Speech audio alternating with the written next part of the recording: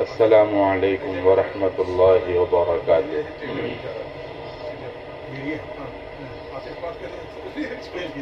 الحمد للہ الحمد للہ کفی وسلام علی عبادہ الذین اصطفی، اما بعد فاعوذ باللہ من الشیطان الرجیم، بسم اللہ الرحمن الرحیم۔ فألہمہا فجورہا وتقواہا، وقال اللہ تعالی یا ایہا الذین آمنوا لم تقولون ما لا تفعلون، وقال اللہ تعالی ما يلفظ من قول إلا لديه رقيب عتيد، وقال الله تعالى يا أيها الذين آمنوا لا يسخر قوم من قوم عسى أن يكونوا خيرا منهم ولا نساء من نساء عسى أن يكن خيرا منهن، صدق اللہ المولانا العظیم۔ بزرگان محترم،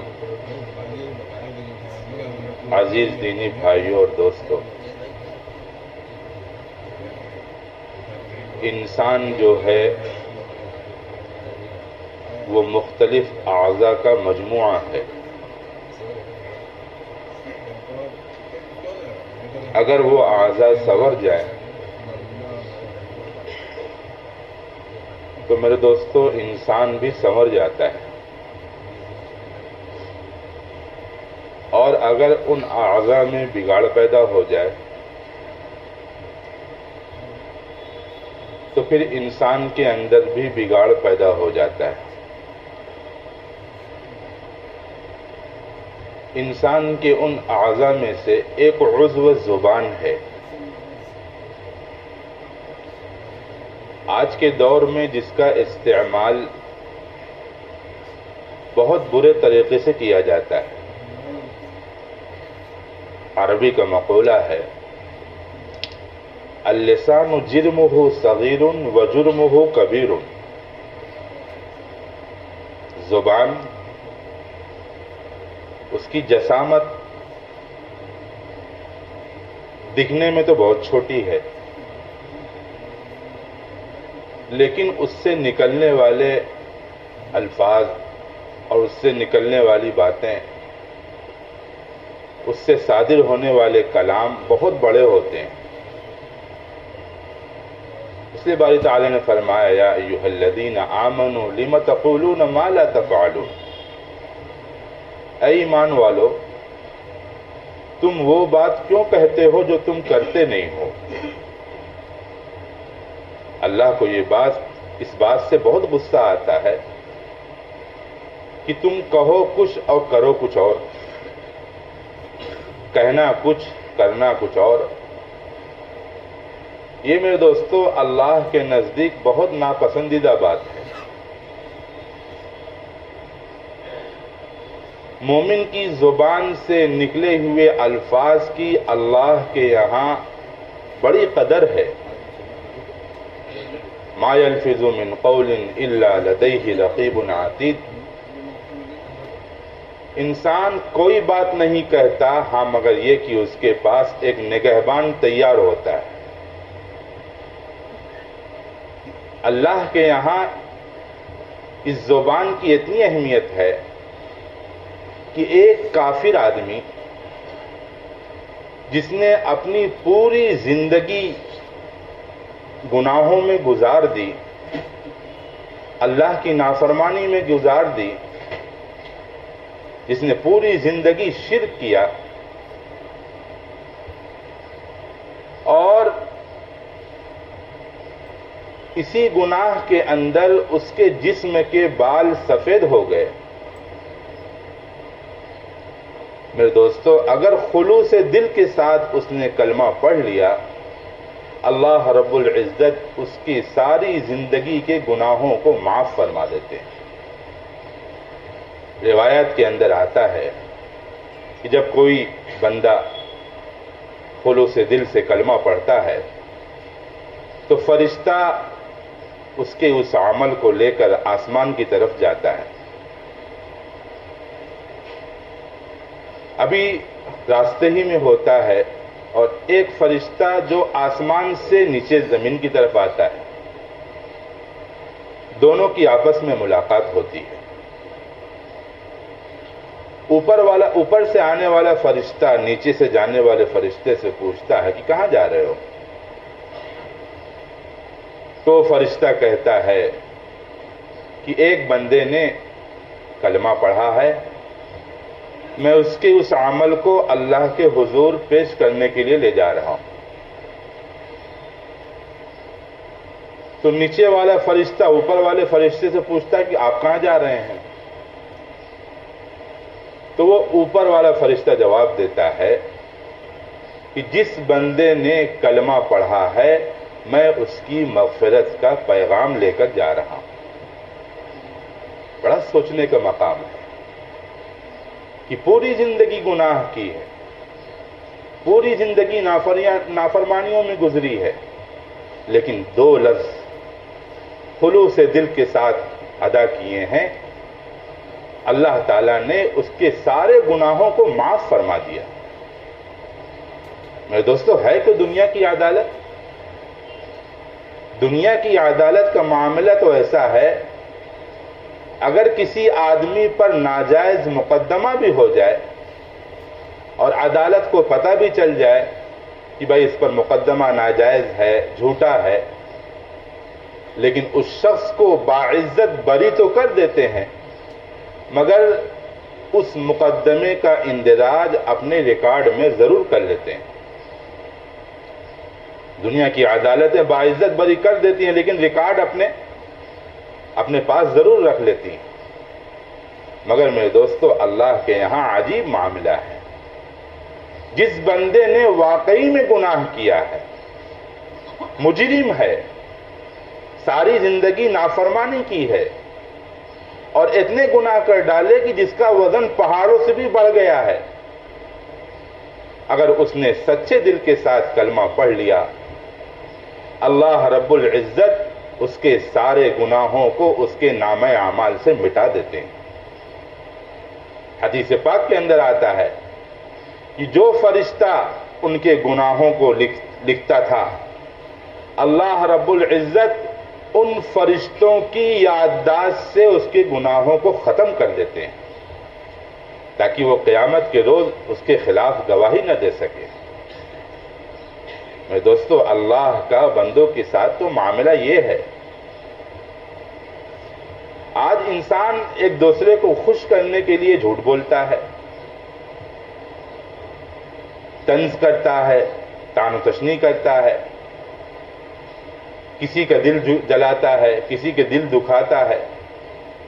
میرے دوستو یاد رکھنا، تلوار کا وار ہمیشہ جسم پر ہوتا ہے مگر زبان کا وار ہمیشہ دل پر ہوتا ہے۔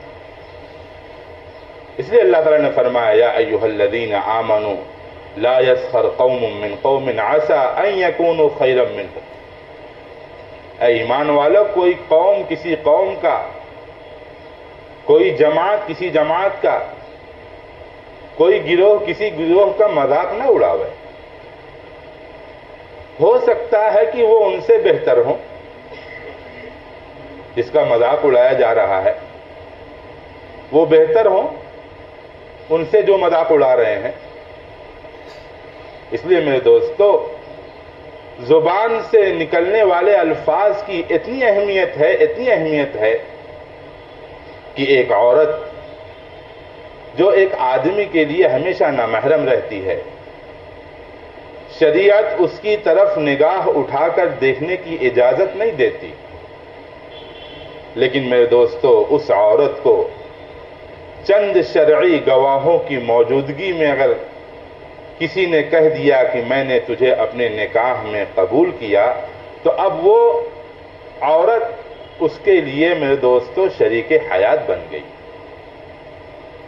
جس کی طرف نظر اٹھا کر دیکھنے کی بھی اجازت نہیں تھی، 2 لفظ زبان سے بولے ہیں، اب وہ اس کے لیے حلال ہو گئی۔ اب وہی شریک حیات اگر کسی نے اس کو 3 مرتبہ طلاق کا لفظ بول دیا، اب وہی شریک حیات میرے دوستو اس کے لیے اجنبیہ ہو گئی۔ نکاح کرتے ہوئے، طلاق دیتے ہوئے کیا کرنا پڑتا ہے؟ کون سا پتھر سر پر اٹھانا پڑتا ہے؟ کون سی آگ میں گزرنا پڑتا ہے؟ کون سے پہاڑوں پر سے چھلانگ لگانا پڑتا ہے؟ لیکن میرے دوستو 2 لفظ بولے ہیں، اجنبیہ عورت، وہی اجنبیہ عورت اس کی بیوی بن گئی، اور چند لفظ طلاق کے بولے ہیں، وہی شریک حیات اس کو ہمیشہ کے لیے الوداع کہہ گئی۔ یہ ہے اہمیت اللہ کے یہاں۔ زبان کی اتنی قدر و قیمت اللہ کے یہاں ہے کہ ہمارا ایک ایک لفظ جو ہماری زبان سے نکلتا ہے سب کے سب نام اعمال میں لکھا جاتا ہے۔ اللہ والوں کو یہ معمول تھا کہ جب وہ کچھ بولتے تھے تو وہ اس احساس کے ساتھ بولتے تھے کہ جو میں بولوں گا وہ اللہ کے حضور پیش کیا جائے گا۔ بعض سلف صالحین کا تو یہ معمول تھا کہ وہ جو بولتے تھے اس کو لکھ لیتے تھے اور بعد میں اس کا محاسبہ کرتے تھے کہ جو انہوں نے کہا ہے صحیح کہا ہے یا غلط کہا ہے۔ اگر غلط کوئی بات زبان سے نکل گئی ہے تو اسی وقت رات میں توبہ طائب ہو جایا کرتے تھے۔ میرے دوستو سوچنے کا مقام ہے، اگر اللہ رب العزت نے ہم سے اور آپ سے پوچھ لیا کہ تم نے فلاں کو ذلیل کیوں کہا تھا، تم نے فلاں کو برا کیوں کہا تھا، تم نے فلاں کو بے ایمان کیوں کہا تھا، تم نے فلاں کو جھوٹا کیوں کہا تھا، میرے دوستو کیا جواب دیں گے؟ وہاں جواب دینا تو بہت ہی مشکل ہو جائے گا۔ وہ تو ایسا مقام ہے جہاں نبیوں کے قدم تھرا رہے ہوں گے۔ حضرت شیخ عبد القادر جیلانی رحمۃ اللہ علیہ نے اپنی کتاب میں لکھا ہے کہ قیامت کے دن اللہ رب العزت اپنے جلال میں ہوں گے، نفسا نفسی کا عالم ہوگا۔ اللہ تعالیٰ عیسائیوں سے پوچھیں گے کہ تم نے میرے ساتھ مخلوق کو کیوں شریک ٹھہرایا ہے؟ تو وہ جواب میں اشارہ کریں گے حضرت عیسیٰ علیہ السلام کی طرف کہ انہوں نے کہا تھا۔ اللہ تعالیٰ حضرت عیسیٰ علیہ السلام کو بلائیں گے اور ان سے پوچھیں گے انت قلت، کیا تم نے کہا تھا؟ میرے دوستو روایت میں آتا ہے کہ جب حضرت عیسیٰ علیہ السلام سے خطاب ہوگا تو ان کے جسم کے یعنی ان کے بدن کے بال سے خون کے قطرے ٹپک رہے ہوں گے، ہیبت الہی کی وجہ سے، جن کی زندگی بے داغ ہے، جن کی زندگی پہ کوئی داغ نہیں ہے، بے گناہ ہیں، سچے ہیں، ان کا یہ حال ہوگا تو میرے دوستو ہمارا اور آپ کا کیا حال ہوگا؟ کیا اللہ کے سامنے منہ دکھائیں گے؟ ایک مرتبہ اللہ کے نبی صلی اللہ علیہ وسلم سے سوال کیا گیا، اے اللہ کے نبی صلی اللہ علیہ وسلم، اکثر لوگ جہنم میں کس وجہ سے جائیں گے؟ تو حضور پاک صلی اللہ علیہ وسلم نے فرمایا کہ 2 چیزوں کی بد پرہیزی کی وجہ سے، یعنی ما بین لحیئی وما بین رجلی، ایک وہ چیز جو 2 جبڑوں کے درمیان ہے یعنی زبان، اور ایک وہ چیز جو 2 رانوں کے درمیان ہے یعنی شرمگاہ۔ یہ 2 چیزوں کے غلط استعمال کی وجہ سے اکثر لوگ جہنم کے اندر جائیں گے۔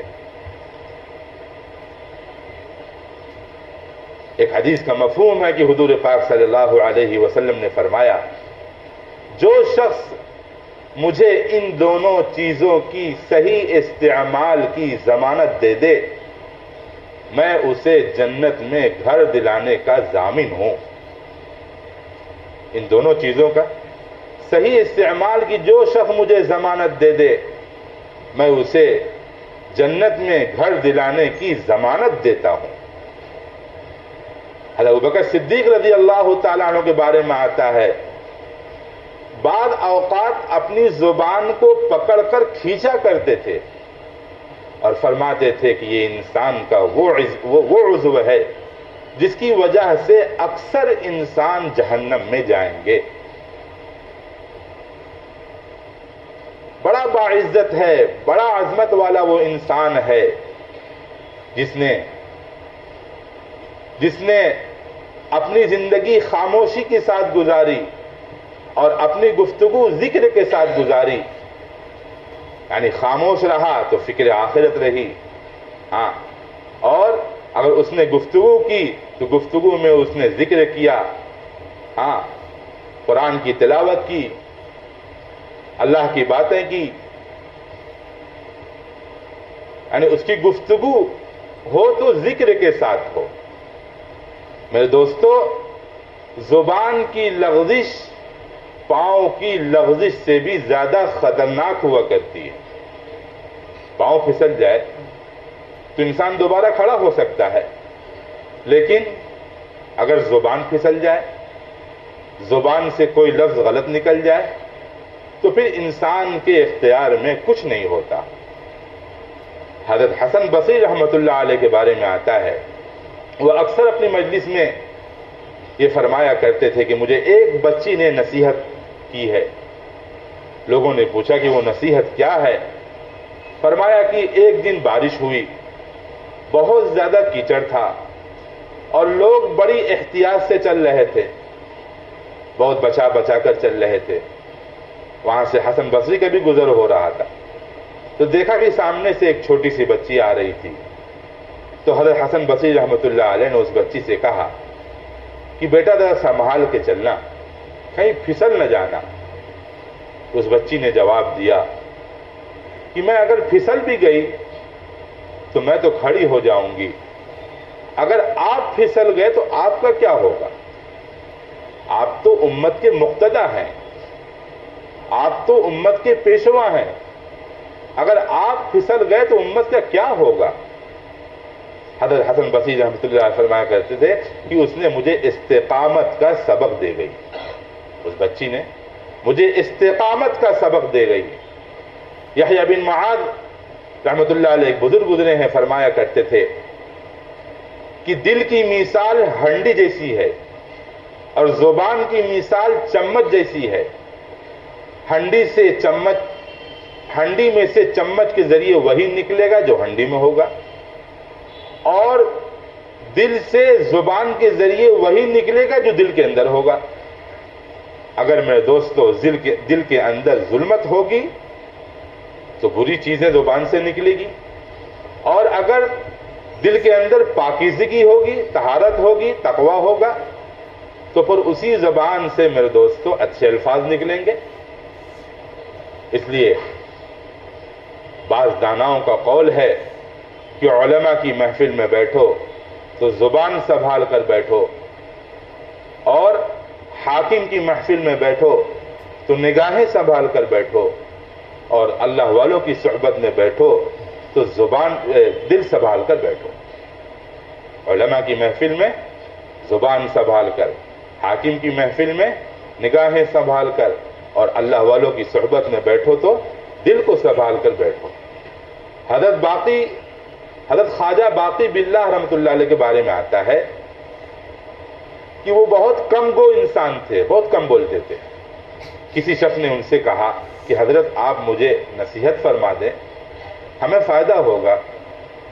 حضرت خواجہ باقی باللہ رحمۃ اللہ علیہ نے فرمایا کہ جس نے میری خاموشی سے کچھ نہیں پایا تو وہ میری گفتگو سے بھی کچھ نہیں پائے گا۔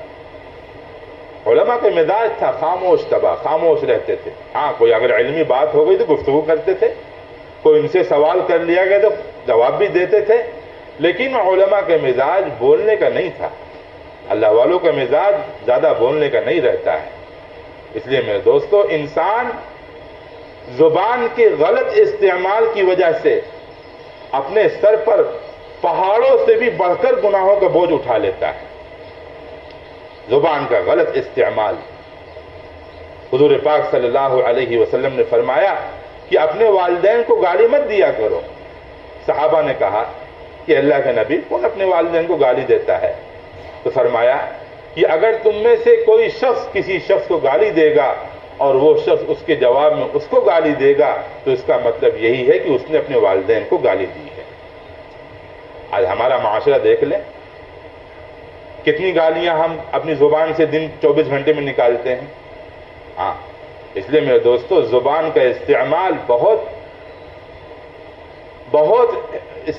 سمجھ لیجئے کہ زبان کا استعمال جو ہونا چاہیے وہ اللہ سے ڈرتے ہوئے زبان کا استعمال ہونا چاہیے. اسی وجہ سے حدیث پاک کے اندر آتا ہے کہ جب صبح ہوتی ہے کہ سارے اعضاء زبان کے سامنے زبان سے خوشامد کرتے ہیں اور کہتے ہیں کہ دیکھ ہمارے معاملے میں اللہ سے ڈرنا، کیونکہ ہم تیرے تابع ہیں. زبان انسان کے سارے جسم کے تابع ہے. اگر تو درست رہی تو ہم بھی صحیح سالم رہے، اور اگر تو نے کہیں ٹیڑھاپن دکھایا تو پھر ہم تو مصیبت میں آ جائیں گے. آپ دیکھیں زبان کسی پر جھوٹ کا الزام لگاوے، کسی پر بہتان کا الزام لگاوے، ہاں، کسی کو برا بلا کہے، کسی کو گالی دے، تو وہ زبان کا کام کیا ہے؟ وہ تو کہہ کر اندر چلی جاتی ہے. اور تکلیف میں کون آتا ہے؟ تکلیف میں یہی ہوتا ہے کہ کبھی ہاتھ توڑے جاتے ہیں، کبھی پیر توڑے جاتے ہیں، بدن کے سارے اعضاء تکلیف میں آ جاتے ہیں. جو بیچارے بے قصور ہیں، جنہوں نے کچھ نہیں کیا ہے اور جو کیا ہے وہ تو اندر چلی گئی.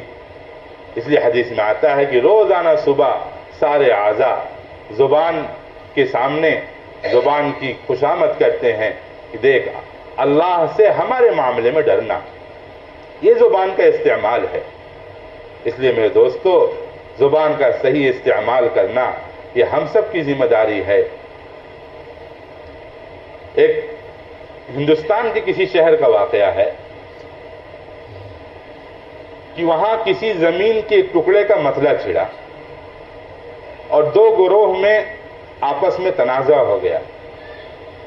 ایک مسلمان کا گروہ تھا، ایک ہندو کا گروہ تھا. مسلمان کا کہنا تھا کہ یہ زمین ہماری ہے، اور ہندوؤں کا کہنا تھا کہ یہ زمین ہماری ہے. اور مسلمان اس زمین پر مسجد بنانا چاہتے تھے اور ہندو اس زمین پر مندر بنانا چاہتے تھے. تو یہ معاملہ عدالت میں لایا گیا. اس وقت جو جج تھا وہ انگریز تھا. تو اس کے سامنے جب معاملہ لایا گیا تو نوبت تو یہ تھی کہ کب قتل و قتال کا معاملہ شروع ہو جائے آپس میں. انگریز بہت پریشان تھا، انگریز جو حاکم تھا وہ بہت پریشان تھا کہ کوئی ایسا راستہ نکل آوے، کوئی سبیل نکل آوے کہ آپس میں صلح ہو جائے. تو جب عدالت میں دونوں گروہ آیا تو انگریز نے پوچھا کہ کوئی تصفیہ کی شکل ہے؟ تو ہندوؤں نے کہا ایک شکل تصفیہ کی ہے، ایک شکل میں آپ کو تجویز کی پیش کرتا ہوں. وہ یہ ہے کہ مسلمانوں کا ایک عالم ہے، آپ اس کو بلائیں اور آپ اس سے پوچھیں. اگر اس نے کہہ دیا کہ یہ زمین مسلمان کی ہے تو آپ اس کو مسلمان کے حوالے کر دینا، اور اگر اس نے یہ کہہ دیا کہ یہ زمین ہندو کی ہے تو آپ یہ زمین ہندوؤں کے حوالے کر دینا. لیکن میں اس کا نام آپ سے نہیں بتاؤں گا. میں اس کا نام کیا نام ہے لوگوں کے سامنے ظاہر نہیں کروں گا، صرف آپ سے بتاؤں گا. جج سے کہا میں صرف آپ سے اس کا نام بتاؤں گا، لوگوں کے سامنے ظاہر نہیں کروں گا. تو جج نے کہا ٹھیک ہے. تو اسی وقت وہ عدالت موقوف کر دی گئی، فیصلہ موقوف کر دیا گیا. پھر دوسری تاریخ دی گئی اور یہاں ہندو ناراض کہ تم کو کوئی اور نہیں ملا تھا، تم نے مسلمانوں کے آدمی کو پیش کیا ہے گواہ کے طور پر. وہ تو ظاہر سی بات ہے کہ وہ مسلمانوں کے موافق میں فیصلہ دے گا، وہ گواہی مسلمانوں کی موافق دے گا وہ. اس رہنما پر ہندو اپنے رہنما پر ناراض، اور یہاں مسلمان بہت خوش کہ بھائی ہمارا آدمی گواہی دے گا، اور ظاہر سی بات ہے وہ تو گواہی دے گا مسجد کی تعمیر ہونے کی، اس میں گواہی دے گا، وہ تو مندر کے حق میں گواہی نہیں دے گا۔ خیر وہ تاریخ کا دن جو فیصلے کی تاریخ تھی وہ آئی، اب پورے شہر سے لوگ جمع ہوئے اور وہ عالم جو تھے وہ لائے گئے۔ جج نے ان سے پوچھا کہ یہ زمین کا مسئلہ ہے، یہ آپس میں ان کے تنازع، آپس میں ان کے جھگڑا ہے زمین کے معاملے میں، آپ بتاؤ یہ زمین کس کی ہے؟ تو اس عالم نے اس عدالت کے اندر کہا کہ یہ زمین تو ہندو کی ہے۔ تو انگریز نے کہا کیا ہندو اس زمین پر مندر بنا سکتے ہیں؟ تو اس عالم نے کہا بالکل، بھائی جب اس کی ملکیت ہے تو وہ چاہے گھر بناوے چاہے مندر بناوے، اس کی مرضی۔ تو جج نے ایک تاریخی فیصلہ سنایا اور اس نے کہا کہ یہ مقدمہ مسلمان تو ہار گیا ہے، لیکن یہ مقدمہ میرے دوستو اسلام جیت گیا ہے۔ مقدمہ مسلمان تو ہار گیا ہے لیکن اسلام یہ مقدمہ جیت گیا ہے۔ اور وہ ہندو جو تھے وہ جج سے کہنے لگے آپ نے ہمارے حق میں فیصلہ سنایا ہے، ہم سب کلمہ پڑھتے ہیں اور اس جگہ پر ہم مسجد کی تعمیر کریں گے۔ یہ زبان کی سچائی کا نتیجہ ہے میرے دوستو۔ ایک زبان کی، حالانکہ اگر وہ چاہتے عدالت میں اگر کیا نام ہے اپنی گواہی کو بدل دیتے، لیکن جب زبان کا استعمال کرتے ہوئے اللہ کا خوف دلوں کے اندر ہوتا ہے تو میرے دوستو اس کے فوائد ہیں، دنیا کے اندر اس کے فوائد بظاہر تو ہم کو دکھائی نہیں پڑتے۔ ہم جھوٹ بول کر کاروبار کرتے ہیں، سوچتے ہیں کہ ہمارا نفع زیادہ ہو جائے گا، لیکن میرے دوستو اس کے پیچھے بہت بڑا نقصان چھپا ہوا ہوتا ہے۔ اس لیے اللہ سے مانگیں کہ اللہ تعالی ہمیں زبان کا صحیح استعمال کرنے کی توفیق نصیب فرماوے۔ وآخر دعوانا الحمدللہ رب العالمین۔